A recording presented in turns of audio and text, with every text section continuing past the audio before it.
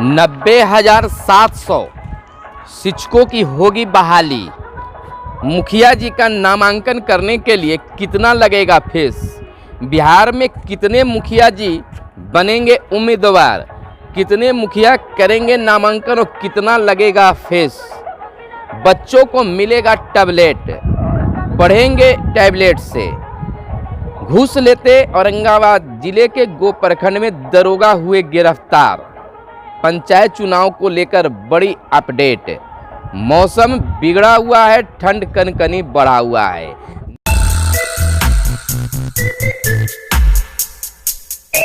नमस्कार, सुप्रभात, good morning Bihar. आप इस समय देख रहे हैं मगध संवाद के खास कार्यक्रम सुबह सवेरे और मैं आपके साथ हूं सुनील बॉबी। सुबह सवेरे के इस कार्यक्रम में हम लेते हैं खबरें अखबारों के पन्नों से। अखबारों में क्या छपा है और क्या छुपा है। सबसे पहले बात कर लेते हैं निगरानी की कार्रवाई पर। औरंगाबाद जिले के गो प्रखंड के थानेदार को 30,000 घूस लेते गिरफ्तार किया गया है। सभी अखबारों ने इसे प्रमुखता से प्रकाशित किया है। गिट्टी लदे ट्रक की एंट्री के नाम पर मालिक से ले रहे थे 30,000 रुपये का घूस। गिरफ्तारी के बाद थानाध्यक्ष को भीड़ ने पकड़कर पीटना शुरू कर दिया, गाली गलौज शुरू कर दिया। यानी कि कह सकते हैं कि थानेदारी के गिरफ्तारी के बाद आम लोगों में खुशी थी। आम लोगों की अगर बात कर लें तो लोगों का कहना है कि एकदम घूसखोर थानेदार थे। तमीज के साथ आम लोगों से बात भी नहीं कर पाते थे, हमेशा गाली गलौज किया करते थे और हर बात पर घूस लिया करते थे। तो निगरानी विभाग के द्वारा गो थानाध्यक्ष की गिरफ्तारी के बाद औरंगाबाद जिले के पुलिस महकमों में हड़कंप मच गया है। इधर अगर बात कर ले वैशाली के एक्सिस बैंक पर धावा, बोल दिन दहाड़े 44 लाख की लूट। बिहार के वैशाली में एक्सिस बैंक में जो है धावा बोला गया, दिन दहाड़े 44 लाख रुपए की लूट की गई। यानी कि बिहार में इन दिनों लगातार कुछ न कुछ होते जा रहा है। सरकार भी कड़ाई से पेश आ रही है और अपराधियों को सजा दिलाने के फिराक में है, कोशिशें हैं, बैठकें जारी है, प्रशासनिक तौर पर दबाव बनाया जा रहा है। नालंदा में त्वरित न्याय, 9 दिन की सुनवाई में दुष्कर्म को सजा। नियमित अंतर्राष्ट्रीय उड़ानों पर रोक 28 फरवरी तक बढ़ी। इन दिनों ठंड कनकनी बढ़ा है। आज भी जैसा कि धूप निकल रही है, डूब रही है, यानी कि कनकनी और हवा, कनकनी भरी हवा बह रही है, जो अभी 1-2 दिनों तक जारी रहने की संभावना बताई जा रही है। इधर अगर बात अगली खबर की कर ले तो किसानों को बड़ी राहत। अब 21 फरवरी तक धान की खरीद होगी। किसानों के लिए धन कटनी तो माने धान कट रहा है, लेकिन अभी तक सभी किसानों का धान जो है क्रय नहीं किया गया, वो विक्रय नहीं कर पाए हैं। तो बिहार सरकार के द्वारा एक बड़ी राहत किसानों को दिया गया है कि अब उनकी धान का जो खरीद है 21 फरवरी तक किया जाएगा। मुख्यमंत्री ने की धान अधिप्राप्ति की उच्च स्तरीय समीक्षा।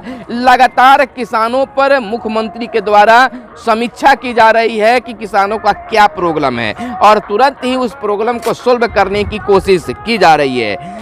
मुख्यमंत्री बोले कोई भी इच्छुक किसान धान अभिप्राप्ति से वंचित नहीं रहे। सीएम ने जिलावार धान क्रय की स्थिति को भी जानकारी ली। तो यह एक बेहतर शासन सत्ता के द्वारा कार्यक्रम है। किसानों और पैक्स के बीच समन्वय के लिए पदाधिकारी सजग रहे। मुख्यमंत्री ने कहा किसानों और पैक्स के बीच समन्वय के लिए पदाधिकारी हमेशा तैयार रहे। पुछ और कठुआ में पाक ने गोले दागे। एक और बड़ी खबर इस समय की है कि अब सभी जिलों में ट्रैफिक थाना होगा। 18 शहरों में सिग्नल। जिलों में फिलहाल एक डीएसपी और 2 सिपाही को ट्रैफिक के लिए तैनात करने का निर्देश। 200 से अधिक नए ट्रैफिक सिग्नल लगाने की तैयारी। तो बिहार में यह एक बहुत बढ़िया प्रोजेक्ट है, अच्छा कार्य है। इधर अगर बात राजद की कर ले तो राजद प्रमुख लालू प्रसाद जेल में रहेंगे या बाहर आएंगे, आज होगा इसका फैसला। प्रदर्शनकारियों को हटने का आदेश। यूपी के मुख्यमंत्री के निर्देश के बाद यूपी गेट सीमा से धरना स्थल खाली करने की जारी किया गया निर्देश है। उत्तर प्रदेश के मुख्यमंत्री के द्वारा जो है यह फरमान जारी किया गया है। किसान प्रदर्शनकारी जो है उनको वहां से हटने के लिए बातें कही गई है। इधर अगर अंदर की खबरों की अगर बातें कर लें तो यह भी जानना हम लोगों के लिए ज़रूरी होगा और उसके बाद फिर प्रमुख खबरों की भी बात कर लेंगे। तो इधर अगर बात करते हैं अंदर के पृष्ठों की, तो अंदर के पृष्ठ में भी बगैर स्वामित्व टैक्स दिए अब नहीं चलेंगे ईंट भट्टे। लगातार कई जगह ईंट भट्टे चल रहे हैं। कहीं कहीं तो ऐसा देखा जाता है कि एक ही क्षेत्र में लगातार कुछ ही दूरी के अंतराल पर 10 से 15 ईंट भट्टे हैं। उन पर भी सरकार को नज़र रखनी चाहिए। टैक्स वसूली में पटना समेत 9 जिले चल रहे हैं काफ़ी पीछे।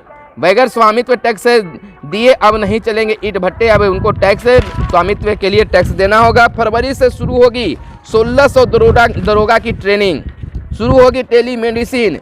लीकेज रोकने की परेशानी विभाग को जरूरत के हिसाब से होगी बहाली।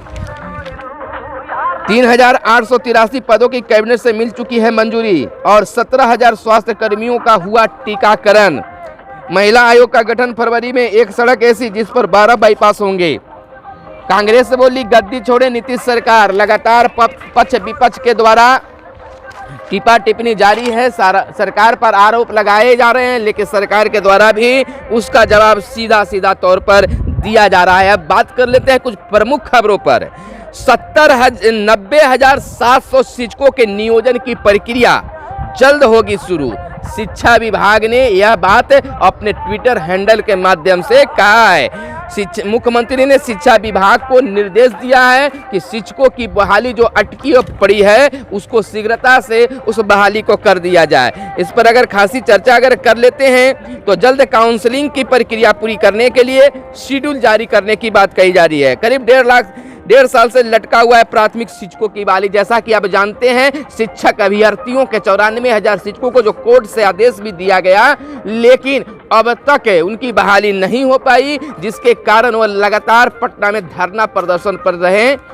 लेकिन सरकार जो है नीतीश सरकार की ओर से हरी झंडी मिल गई है और अब शिक्षा विभाग भी सक्रिय हो गई है। इधर अगर बात नियोजित शिक्षकों की कर ले तो नियोजित शिक्षकों का फोल्डर फाइल जो गायब हुआ है करीब 1 लाख शिक्षकों की, तो अब उस पर शिक्षा विभाग पोर्टल बना रही है। उस पोर्टल पर नियोजित शिक्षकों का अपना प्रमाण पत्र लोड करना होगा। ऐसे प्रत्येक शिक्षकों से भी डाटा के तौर पर उनका बोर्ड वगैरह मांगा जा रहा है, नंबर मांगा जा रहा है। उस पर प्रक्रिया चल रही है और जो इस प्रक्रिया में शामिल नहीं होंगे वैसे शिक्षक बर्खास्त भी होंगे। इसके लिए शिक्षा विभाग से शेड्यूल जारी कर दिया गया है। तो शिक्षा विभाग जो है इस तरह से काम करने के लिए, बहाली करने के लिए अब सक्रिय हो गई है। अब जीविका समूह के सिले हुए कपड़े पहनेंगे स्कूल के बच्चे। अब जीविका दीदी जो हैं कपड़े सिएंगे और सरकारी विद्यालय के बच्चों को उसका उपलब्ध कराया जाएगा। यानी जीविका दीदियों को अब और प्रेफरेंस दिया जा रहा है। अगर इधर बात कर ले आंगनबाड़ी सेविकाओं की, तो आंगनबाड़ी सेविकाओं के लिए भी सम्मानजनक खबर है। अब सरकार उन्हें सम्मानित करेगी। अच्छे पोषाहार के लिए काम करने वाले जो आंगनबाड़ी केंद्र के सेविका और सहायिका हैं उनका अच्छा परफॉर्मेंस देखा गया तो उनको जिला स्तर पर, राज्य स्तर पर, प्रखंड स्तर पर सम्मानित किया जाएगा। इस तरह का कार्यक्रम होना भी चाहिए, जो कभी अखबारों में शायद देखने के लिए मिलता है, नहीं मिलता है। जो भी कर्मचारी चाहे किसी भी विभाग का हो, अगर बेहतर काम करते हो तो उन्हें अपने विभाग के द्वारा, मुख्यमंत्री के द्वारा सम्मानित जरूर करना चाहिए, जिससे उत्साह और बढ़ता है। तो यह सरकार के लिए एक बेहतर फैसला मान सकते हैं। आपत्तिजनक टिप्पणी पर कानूनी कार्रवाई को चुनौती जिस प्रकार से निकाला गया था बिहार सरकार के द्वारा, पदाधिकारियों के द्वारा, कि अगर कोई भी व्यक्ति नेताओं पर, मंत्रियों पर, कर्मचारियों पर, पदाधिकारियों पर कोई आपत्तिजनक टिप्पणी करते हैं तो उन पर कार्रवाई होगी। तो इस पर अब चुनौती देने की भी तैयारी हो गई है। हालांकि इसका कानून पहले से ही बना हुआ है। कोई भी ऐसे भी अगर मानवता की नाते अगर कह लें तो कोई भी व्यक्ति किसी पर व्यक्तिगत रूप से टिप्पणी नहीं करना चाहिए, क्योंकि हर लोगों का अपनी एक जिंदगी होती है, जीने का तरीका होता है, चाहे वह नेता हो या पदाधिकारी हो या आम लोग हो। उस पर लोगों को टिप्पा टिप्पणी करना सोशल मीडिया पर शोभा नहीं देता है। तो इस पर अपने आप पर भी काबू लोगों को रखना चाहिए और सरकार को सहयोग करना चाहिए। इंटर के परीक्षार्थी के लिए मास्क और सैनिटाइजर लेकर जाना होगा बेहतर।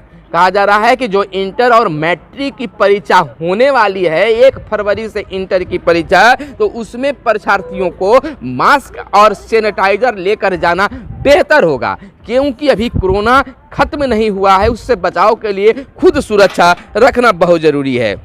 स्कूली पोशाक के कपड़े तैयार करेंगे भागलपुर के बुनकरों के लिए ऑफर सरकार के द्वारा दिया गया कि जो काम कर रहे हैं उनकी बेहतरी को जांचे और उनके द्वारा बनाया हुआ पोशाक को विद्यालय में पहुंचाया जाए। तो यह भागलपुर के द्वारा भी कहा जा रहा है कि हम सरकार के समक्ष अपनी जो काम है उसको पेश करेंगे और अच्छा लगेगा तो हम सेवा देने के लिए तैयार हैं। 25 फरवरी तक बीपीएससी इंटर मेन का रिजल्ट आने की संभावना है। ITI की पहले दिन परीक्षा हो गई है रद्द। इधर अगर बात करें मार्च से निकलेगा 64वीं बीपीएससी का रिजल्ट। NOU में फिर शुरू होगी बीएड की पढ़ाई, महत्वपूर्ण तथ्यों को ही करें रिवाइज। देखिए, जो परीक्षा देने वाले विद्यार्थी हैं वो महत्वपूर्ण चीज़ों को फिर से रिवाइज कर ले, देख ले, जिससे आपका रिजल्ट बेहतर आ सकता है। यह भी अखबार में एक टिप्स के रूप में इंटर परीक्षार्थियों के लिए प्रकाशित किया गया है। तो इंटर परीक्षार्थी जो 1 फरवरी से परीक्षा देना है, तो जो प्रमुख टॉपिक है उसको रिवाइज कर लें। डेस्कटॉप पर व्हाट्सएप के लिए फिंगरप्रिंट, जो डेस्कटॉप पर जो है कंप्यूटर पर व्हाट्सएप चलाते थे उनके लिए जो है फिंगरप्रिंट की एक व्यवस्था की जा रही है। इधर अब टैबलेट से पढ़ेंगे बिहार के बच्चे। स्कूली बच्चों को पढ़ाई अब स्टेप एप से होगी।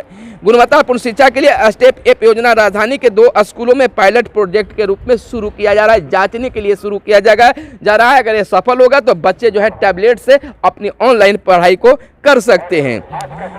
अगर और आगे की ओर बात कर ले तो मुखिया जी पर अब आ जाते हैं, पंचायत चुनाव पर आ जाते हैं। पंचायत चुनाव 2021 के लिए प्रतिदिन कुछ न कुछ अपडेट आ रहे हैं। अब कहा जा रहा है कि विभिन्न पदों के लिए अलग अलग नामांकन शुल्क लगेगा। जो पहले लगता था उसमें कोई बदलाव नहीं फिलहाल किया गया, आगे भी हो सकता है, लेकिन जो पहले नामांकन शुल्क लगता था वह जो है अब भी लगने की संभावना है। इस वर्ष नामांकन शुल्क में वृद्धि का अभी कोई प्रस्ताव नहीं आया है। अब बता दें पंचायत चुनाव के पदों के बारे में। बिहार में मुखिया के कुल पद हैं 8,387, सरपंच के 8,387, वार्ड सदस्य हैं 1,14,667, पंच है 1,64,667। पंचायत समिति के सदस्य की संख्या जो है बिहार में 11,491। जिला परिषद सदस्य का संख्या अगर बता दे तो 1,161 है। 250 रुपये पंच और वार्ड सदस्य के लिए शुल्क देना होगा। नामांकन करने वाले वार्ड सदस्य और पंच को 250 रुपया शुल्क लगेगा।